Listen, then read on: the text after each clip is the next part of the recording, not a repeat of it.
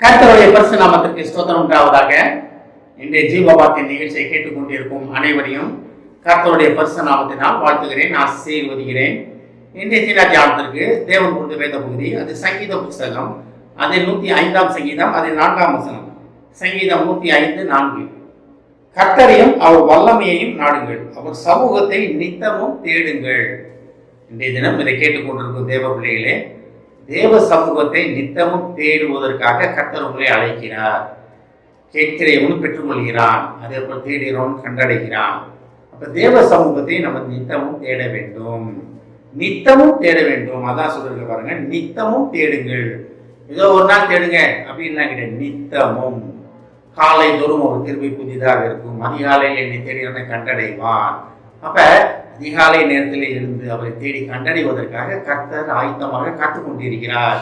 எப்போ என் பிள்ளை வேகமாக எந்திரிக்கும், அதிகாலையில என் பிள்ளை எந்திரிக்குமே, அந்த பிள்ளைக்கு நான் இப்போ காட்சி தரணுமே, அந்த பிள்ளையோட எண்ணங்கள், அந்த பிள்ளைகளோட வேண்டுதலுக்கு நான் நிறைவேற்றணுமே அப்படின்னு கர்த்தர் ஆவலுடன் காத்து கொண்டிருக்கிறார். ஆனால் நம்ம காத்து கொண்டிருக்கிறோமா? அதிகாலையில் எழுகிறோமா? நைட்டு 12 மணி 1 மணி வரைக்கும் நம்ம உட்காந்துருக்கோம், யூடியூப் பார்க்குறோம், டிவி பார்க்குறோம், செல்லு பார்க்குறோம், என்ன பண்ணுறோம். ஆனால் அதிகாலை நேரத்தில் எழுகிறோமா?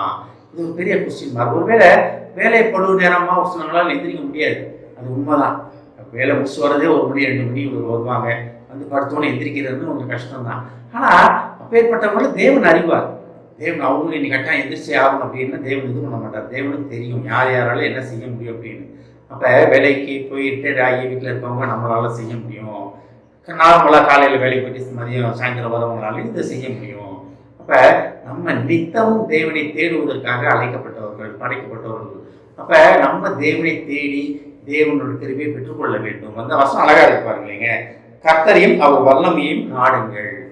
அப்போ கர்த்தரை மட்டும் எதுக்காக நாட வேண்டும்? அவர் வல்லமை நம்மளை கிரியை செய்ய வேண்டும், அவர் வல்லமை நம்மளே கிரியை செய்ய வேண்டும். தேவ வல்லமை நம்மளை கிரியை செய்யறதுனா என்ன?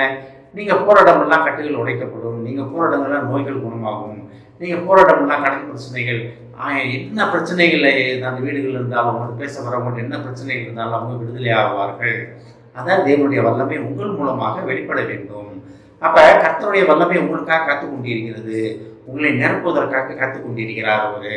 அப்ப கர்த்தருடைய வல்லமையையும் நாடுங்கள். அதான் பாருங்களேன், கர்த்தரையும் அவர் வல்லமையையும் நாடுங்கள். அப்ப கர்த்தரை முதல் நாட வேண்டும், அதோட அவரோட வல்லமையையும் நாட வேண்டும். தேவனே, உமது வல்லமையால், உமது கிருபையால், உமது இறக்கங்களால் என்னை நிரப்பும் அப்பா, உமது அன்பால் என்னை நிரப்பும் அப்பா, நீ செய்த காரியங்களை நான் செய்ய வேண்டும். ஆண்டவரே, யோவான் 14 பார்க்கலாம், என்னை விசுவாசிக்கிறவன் நான் செய்த காரியங்களை செய்வான், என்னிலும் மேலான கிரியைகளையும் செய்வான் அப்படின்னு இயேசுவின் வாயிலிருந்து வந்த வார்த்தை. அப்போ கர்த்தரை நம்ம தேடும் பொழுது, கர்த்தருடைய வல்லமையை நாடும் பொழுது இந்த காரியங்கள்லாம் நம்ம வாழ்க்கையில் நடக்க ஆரம்பிக்கும்.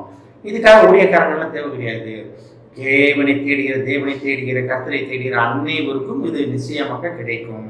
கர்த்தரையும் அவர் வல்லமையும் நாட வேண்டும். அடுத்து பாருங்க, அவர் சமூகத்தை நித்தமும் தேட வேண்டும். இன்னைக்கு ஒரு நாள் நான் ஜெபம் பண்ணேன், இன்னைக்கு ஒரு நாள் ஆலைக்கு போயிட்டு வந்துட்டேன், இன்னைக்கு உற்சாகமாக ஒர்ஷிப் பண்ணேன், உற்சாகமாக எல்லாத்தையும் பங்கு பெற்றேன், நாளை காரியங்கள் அன்னைத்திலையும் பங்கு பெற்றேன், ரொம்ப சந்தோஷம், கர்த்தர் மிகவும் மன மகிழ்ச்சியாக இருந்தார். கர்த்தர் பாரு, என் பிள்ளை எனக்காக எப்படி ஓடுதுன்னு பாருங்க. அடுத்த நாள் நம்ம எந்திரிச்சு அதை செய்வோமா, கட்டி பண்ணுவோமா? அதை தொடர வேண்டும், அதை தொடர்ந்து செய்ய வேண்டும்.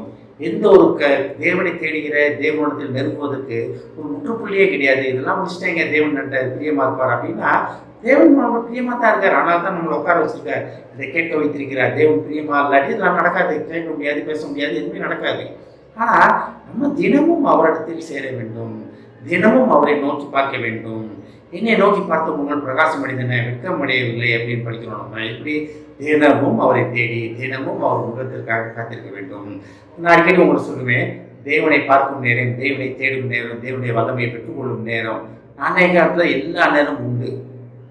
தேவனை ஜபிக்கிற நேரம் தான் எல்லா நேரமும் உண்டு. ஆனால் தேவன் அவருக்குன்னு ஒரு காரியம் சொல்கிற நேரம் வைத்திருக்கிறார். காலை தோறும் எனக்கு கிருபை புதிதாக இருக்கும். அப்போ காலையிலே எழுந்து அந்த புதிதான கிருபை, அந்த தினத்துக்கான கிருபையை பெற்றுக்கொள்ள வேண்டும். காலையினா எப்படி? நீங்கள் 8 மணிக்கு எந்திரிக்கிறோம்னா காலையிலே எந்திரிச்சிட்டேன்னு சொல்லுவீங்களா? 6 மணிக்குள்ளே எந்திரிக்கிறவங்க தான் காலையிலே எந்திரிச்சுவீங்க. நான் 6 மணிக்குள்ளே எந்திரிக்கிறவங்க தான் சொல்லுவீங்க. காலையில் 8 மணிக்கு 9 மணிக்கு எந்திரிக்கிறவங்கள காலையில் எந்திரிச்சிட்டேன்ப்பா நான் அப்படின்னு சொல்ல மாட்டேன். அதே போல் இன்னொரு காரியம் இருக்குது, அதிகாலையில் என்னை தேடினவனை கண்டடைவான். அப்போ அதிகாலை நேரம்ன்றது என்ன சொல்கிறாங்கன்னா 3 to 4 மணியை சொல்கிறாங்க.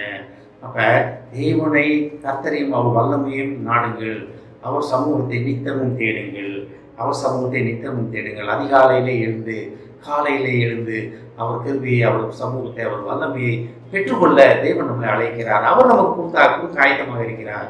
ஆனால் நம்ம அவரை தேடி பெற்றுக்கொள்வதற்காக நாம் ஆயத்தமாக வேண்டும். ஆமென். ஜெபிப்போம். எங்களை அறிவுமான அன்பின் பரலோக பிதாவே, கர்த்தரையும் அவர் வல்லமையையும் நாடுங்கள், அவர் சமூகத்தை நித்தமும் தேடுங்கள் என்று சொல்லியிருக்கிறார். நாங்கள் நித்தமும் தினமும் உமது வல்லமையும் உமது சமூகத்தையும் நாடி தேடி பெற்றுக்கொள்ள உதவி செய்வாண்டவரே. உமது சமூகத்தில் உமது பாதப்படியில் அமர்ந்திருக்கும் அனுபவத்தை பெற்றுக்கொள்ள நீர் அழைப்பதற்காக நன்றியாகவே. கேட்டுக்கொண்டு ஒவ்வொருவரையும் ஆசீர்வதிக்கணும் அப்பா. ஒவ்வொரு குடும்பத்தையும் ஆசீர்வதிக்க மாட்டோம்.